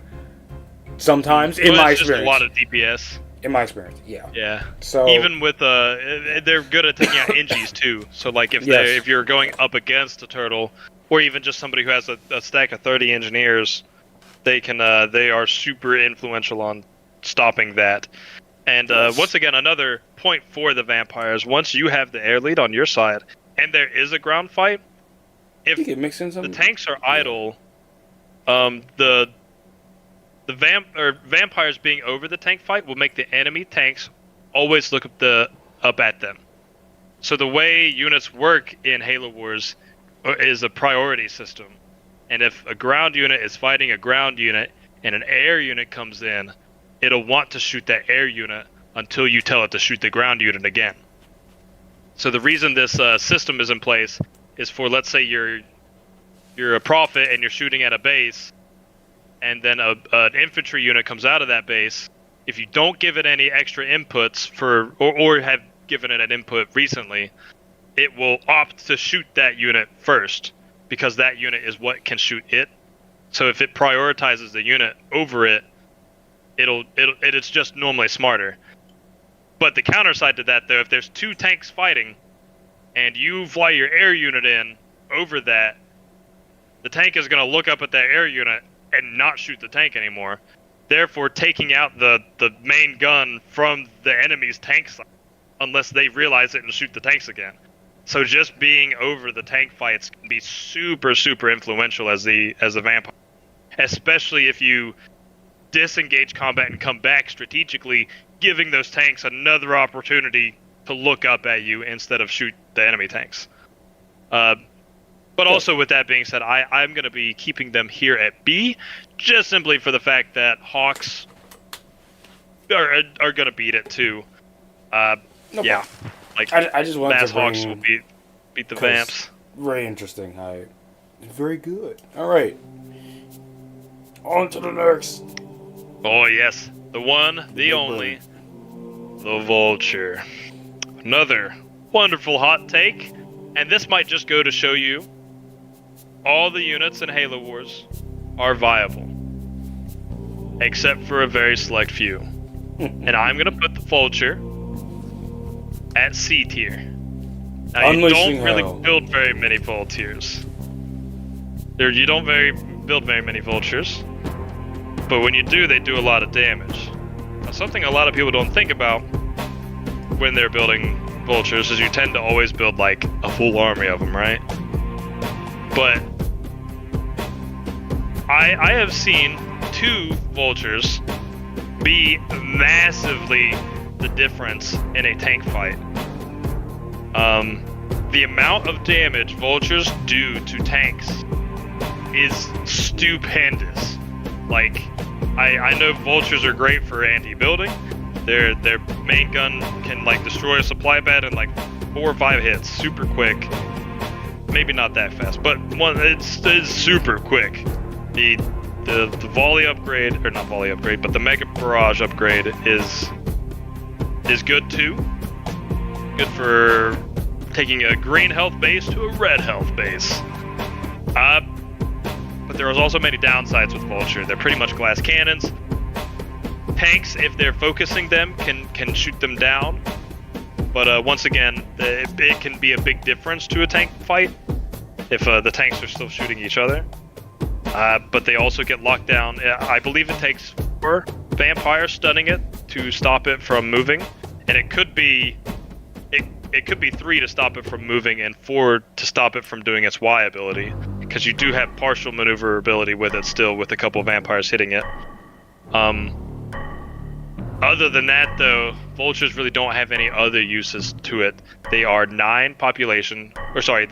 population, which is, and 900, making it one of the, like, per pop and price tag. Sorry, the credits per pop ratio is going to be the highest, even higher than the Scarab. It's just doesn't really seem like you're getting what you want out of it either, though. They are too squishy. Yeah, that's really it. They're almost just too squishy for themselves. I honestly think they could be so much better and more viable in normal gameplay, but they really aren't that viable in normal gameplay. And if that was like really what I was basing this whole group around, this would be a whole different ballpark. But vultures can work in many scenarios. Going full vultures will destroy a base very quickly. You can make vultures start up if you are in turtle scenarios killing turrets, but I personally think that they aren't going to be going any higher than C. And the only reason they go as high in C is because I've had a lot of good times with vultures. Okay.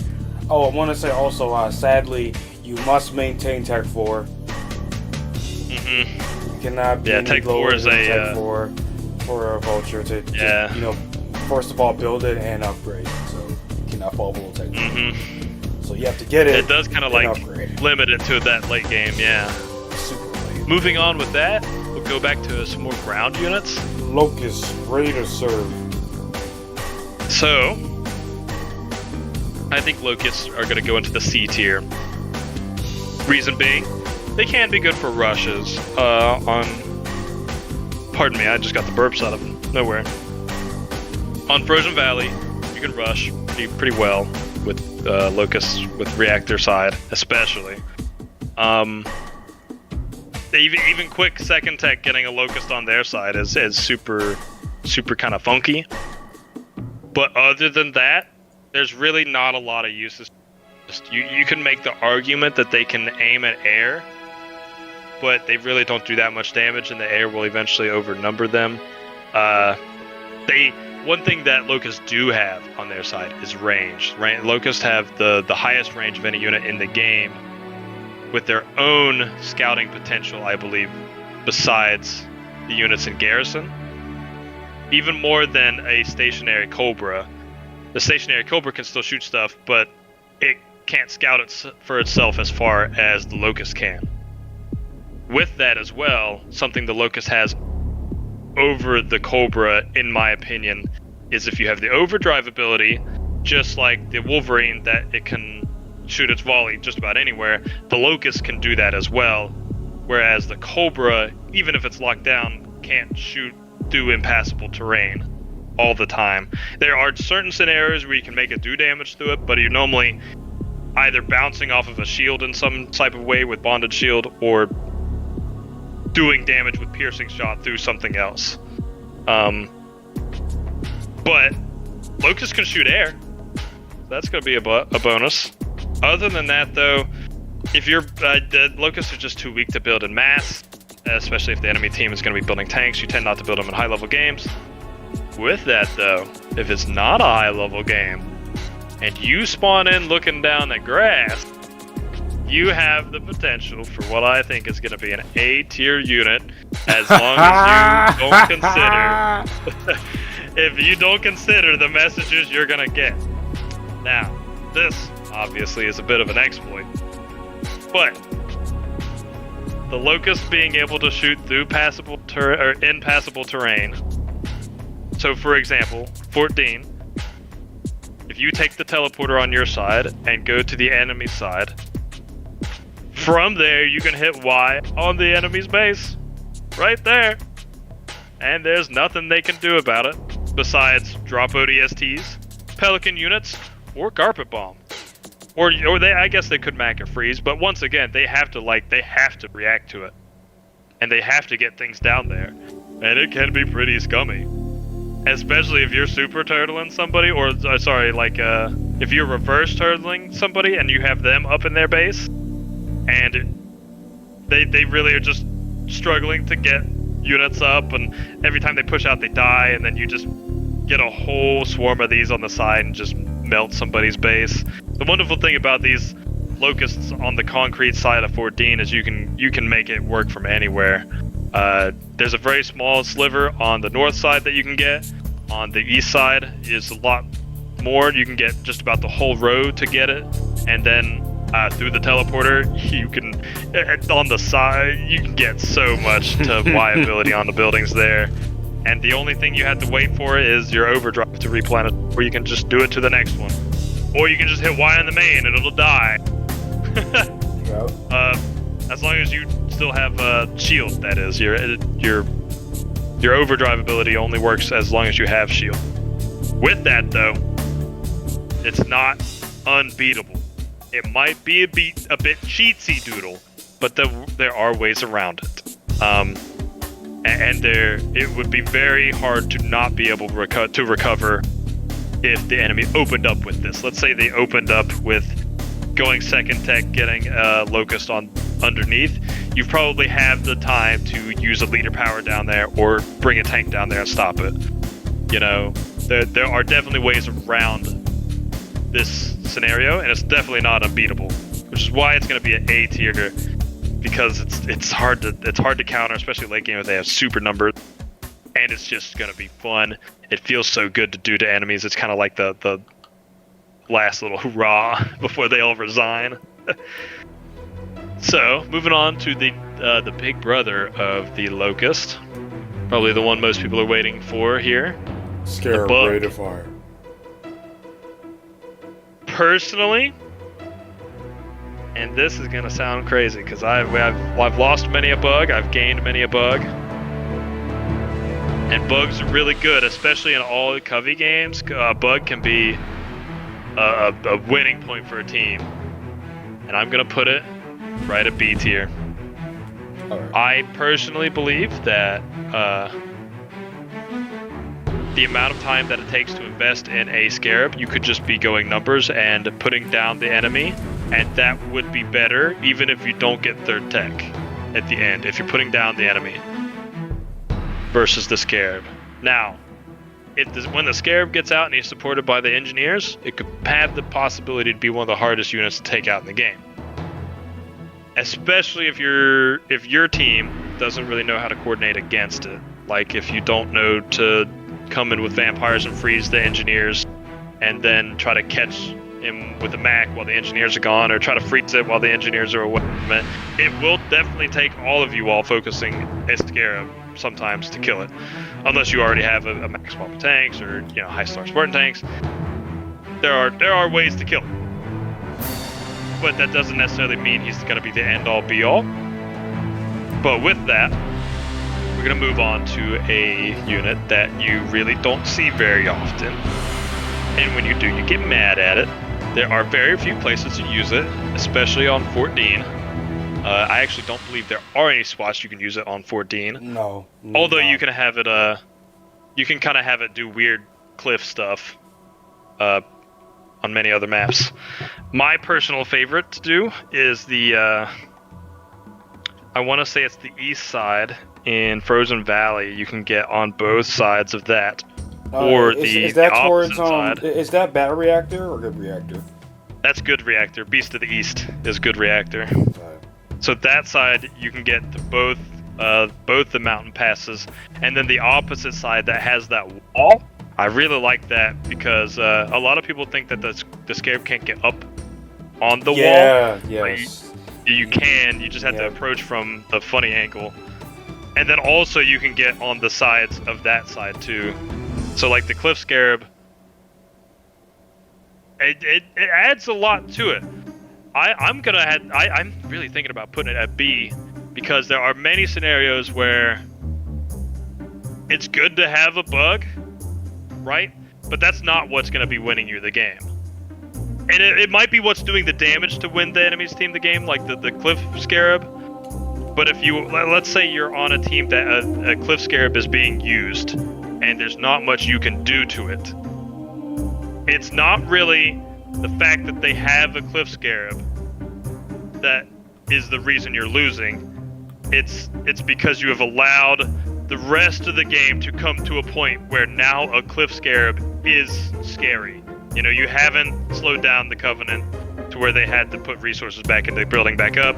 You haven't slowed down the Covenant to where they want to build actual units instead of the scarab.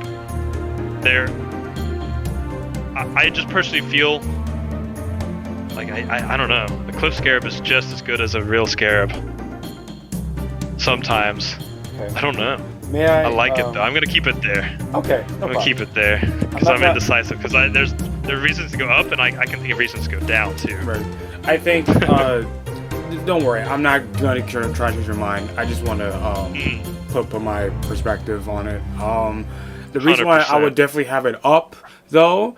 And it's that reason alone that I would put it up in A tier is because the fact that a cliff scarab can also look down and, you know, from depending on where it is, it can also attack units without getting hit. Depending. Obviously, excluding air units. Obviously, excluding air units. A ground unit, it's really like, obviously, like, okay, if it's too close, it can get cancer shell. It can't get surrounded either. And it can't. And that's what can save it. God forbid you do not have a forge or you do not have a Anders or a cutter, then that scarab is even more scary because a carpet bomb can only tickle it as it runs away.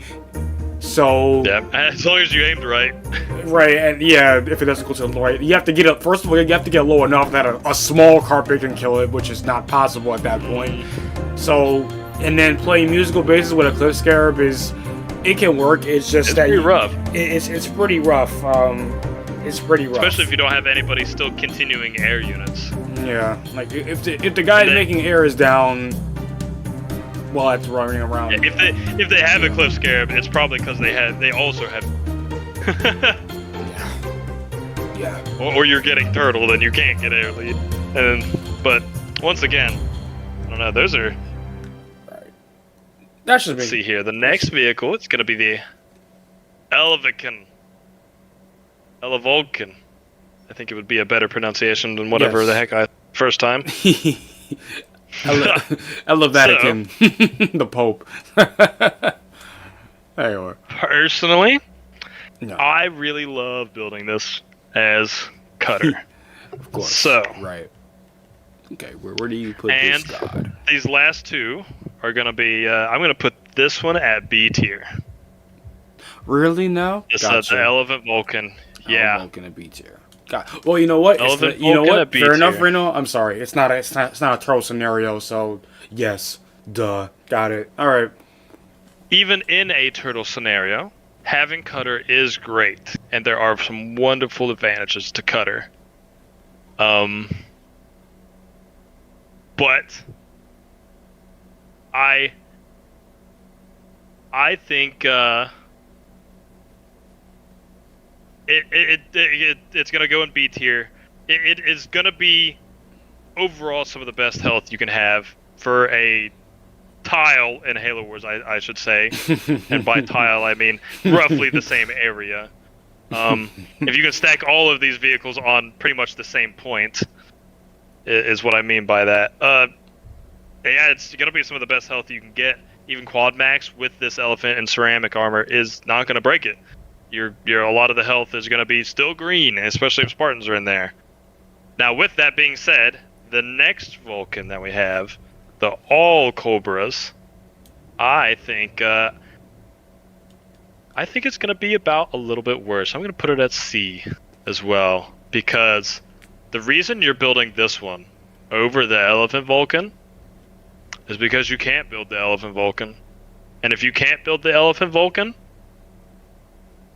building the Vulcan is, I don't know, kind of old news.